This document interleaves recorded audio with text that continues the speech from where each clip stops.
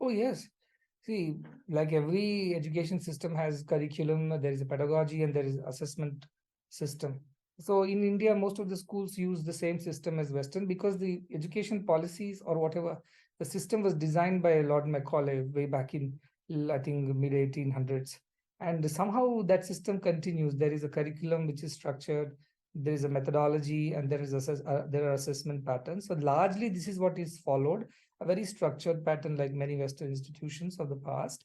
And also there is a reason for it because we are such a big country. We have to do mass production, in the sense mass education. We don't have enough teachers for every student in this institution. So there has to be some structured process which is being utilized. We use a lot of those techniques from this thing, including very what we call as very standardized tests and things like that, which is the way it is being done even today.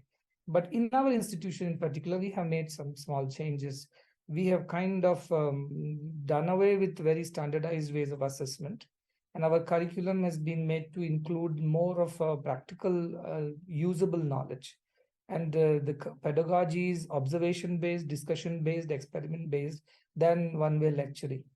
So we have made some changes, but the changes that we have made, incidentally, are the ways in which our ancient Indian education system was functioning before it was westernized. So that is how it was, because we recognize that every child is different and their pace of learning, their interest, their abilities are different, and we have to cater to every child. It's like a medicine, you can't give one medicine to all depending on their requirement.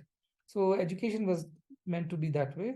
So in most of the Indian schools, whatever, as I said, we cannot help it because we have so many children to educate, and so it's more like a mass production, more like a factory.